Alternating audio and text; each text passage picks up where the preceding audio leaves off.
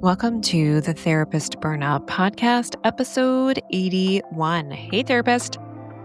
Today, I'm talking with you a little bit about seasonality. I feel like August, we get in this liminal space between the end of summer. I think for a lot of us, it's hot. And, we're just waiting for the change to happen, for fall to come. And growing up in somewhere that was pretty hot in the summer, I live somewhere I love August. August here in the state of Maine is absolutely stunning. You should come here in summer. There's no place I'd rather be. Growing up in Virginia, which I grew up right around the DC metro area, it was not lovely. It was hot and you just stayed inside the air conditioning. And, for my family growing up, we often did not have the air conditioning on a lot. It was a lot of sitting in front of a box fan and sweating a lot. So, I actually don't have central air conditioning where I am in Maine, and sometimes it's hot. And maybe one day they'll do it up north here in the United States. They don't have central air conditioning everywhere. So that's fun to do that. So I want to talk a little bit about the season and my reflections on the seasonality of therapy work and folks who work in mental health, period. So I want to talk with how August is weird, especially for therapists. We tell ourselves we're going to take time off. I don't think a lot of us do. And we're not in a routine. People are canceling, and we're living with a lot of real scarcity about finances. And I think I've been hearing in a lot of therapist spaces that scarcity feels really loud right now because it's real. Also, the pressure to feel like you renew yourself in the summer. I think oftentimes we feel more disoriented because we're out of a normal schedule. So let's get into it. Summer as a parent, that's where I'm going to start. So for the past, I don't know how many years since my kids have been in school. So I have one going in sixth grade. So it's been 7 summers that I've been doing this, where I've had a rhythm of kids in school and then having to figure out childcare. My kids in a couple of years will probably be the age where I don't have to think about childcare because they'll be old enough. But for a long time, I've been thinking of childcare. And when I was working as a therapist, it was a lot of juggling. My partner has worked for a school for the past 6 to 7 years. So he a lot of times would be the at-home parent there. But there's still 3 breakfasts, lunch, or there's a breakfast, lunch, and dinner every day. I call them BLDs. Call my brother. This is from my brother. So I got this from my brother. And I would call him when he was in the thick of his parenting season of life. His kids are all grown now. And I'd ask, what's on tap for today, brother? And he's like, BLD all day long.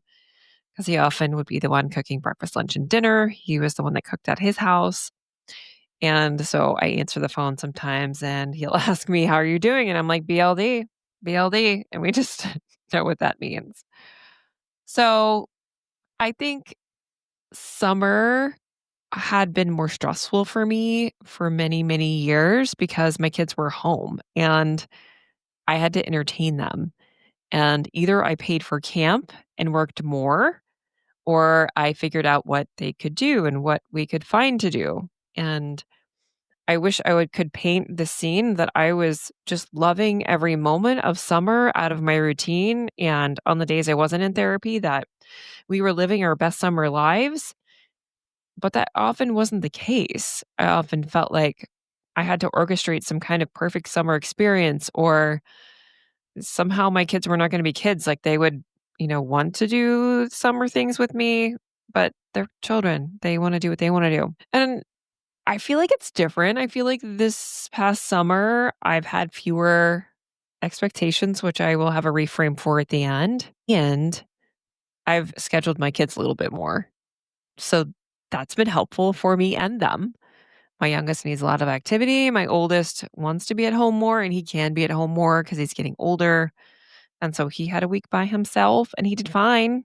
I was able to go about my business, have my boundaries, spend time with him. When I wanted to spend time with him, he wanted to spend time with me, and it worked.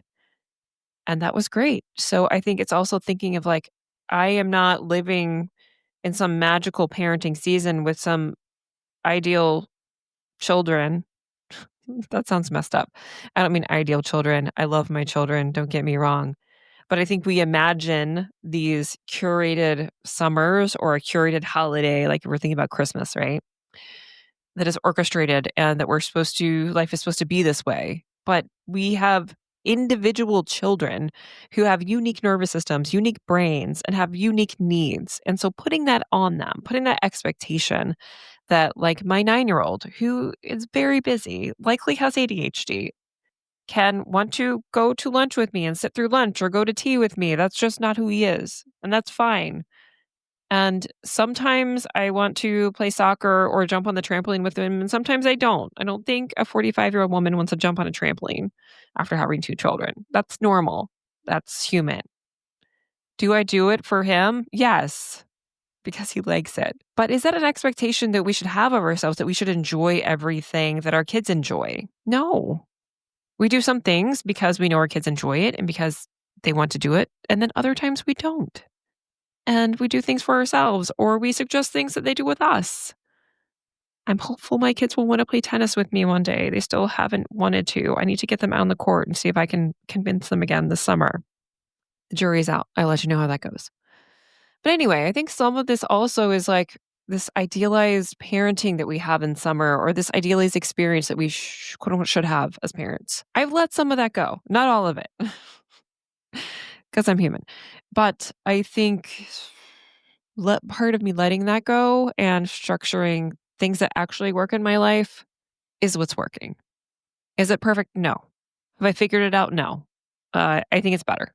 So I'm happy about that, of where it is. I think this tendency for us in a time that has more gaps, and this I'm talking about therapy work now, because often in summer there are more gaps in your schedule because clients cancel, they aren't as available, or people discharge, don't come in as often.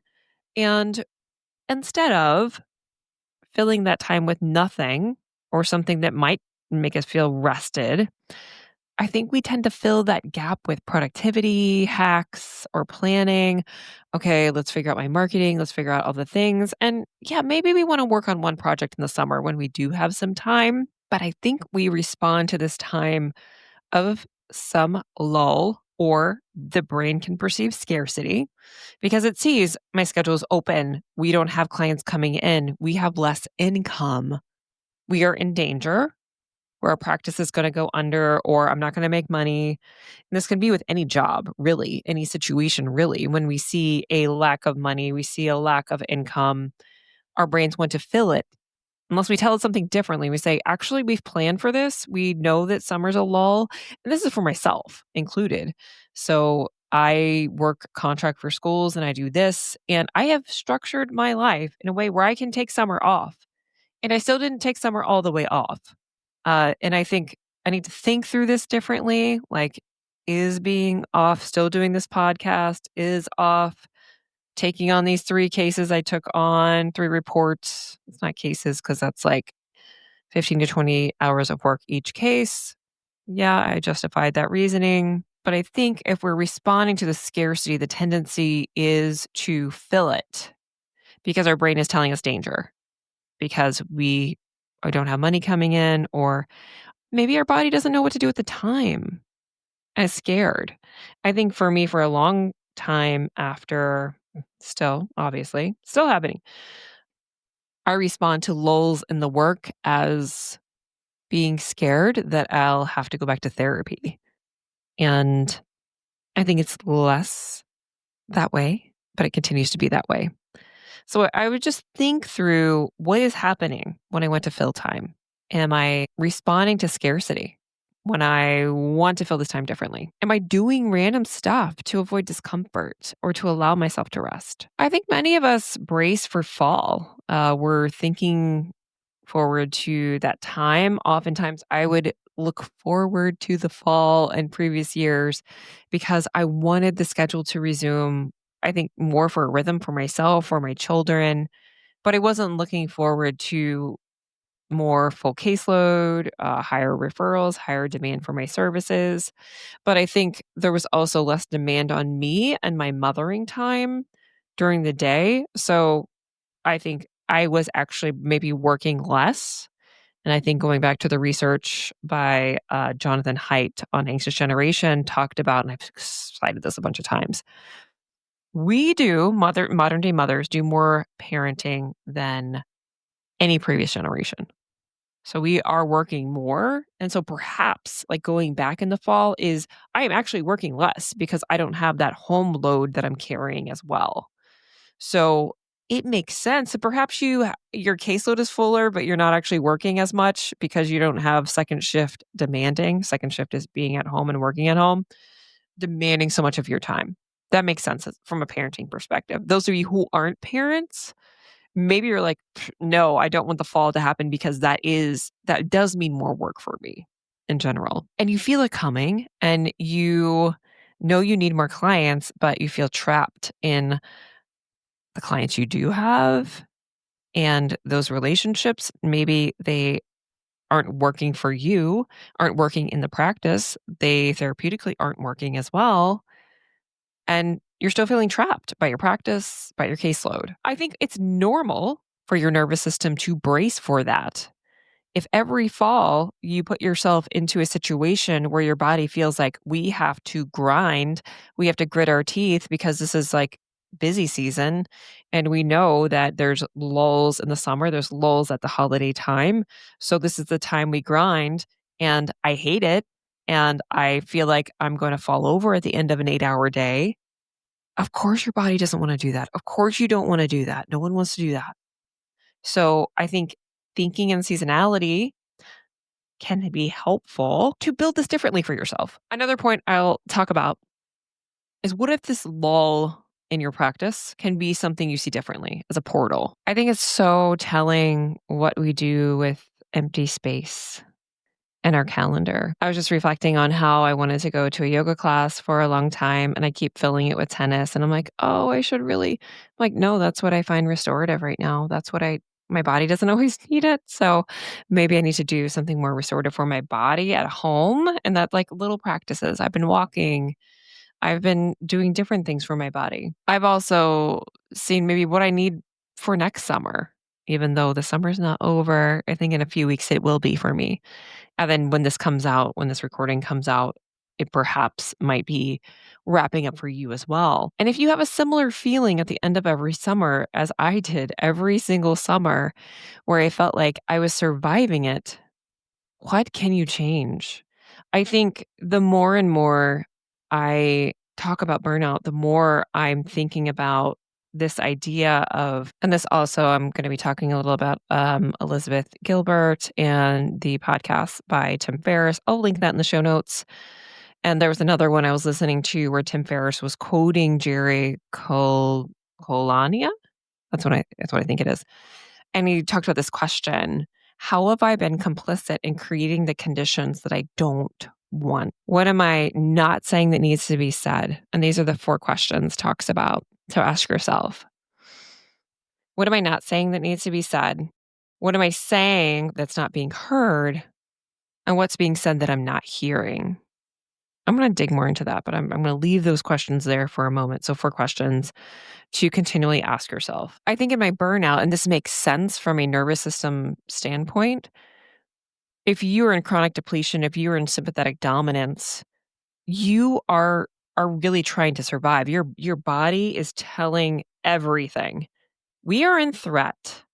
And of course, we're going to neurocept for danger. That's Stephen Porges from polyvagal theory. We are neurocepting all the time. And when you're looking for danger, when you're looking for what's wrong, you find it. And so I was looking for blame in a lot of places for my depression, and there's other reasons for that. But I think lately I am looking at what can I change? What can I change now? Because I got to this place where I really felt helpless. And I know I talk about burnout as a systems problem. It is. And I don't believe you're responsible for burnout. Not in any way, shape, or form. But I also want to provide you hope, because if we can't do anything to change anything, then you can't do anything. And the more I talk about burnout, the more I want you to feel empowered that you can change something. Because I felt for so long in this This is a deep part of my pain that I felt like I would feel this way forever, that I'd never figure it out. And then I was broken. And that's why I'm motivated to do this podcast. I'm motivated to help you really find another way, do life differently. It could be about therapy work, but it could just be about you finding a different way instead of the way that isn't working anymore for you. So I wanted to share something that was shared on Tim Ferriss's podcast that was shared by Elizabeth Gilbert, who wrote Eat, Pray, Love. And she shared this Celtic prayer. And I thought about several aspects of it. One of the aspects she shared and one just it hit me differently.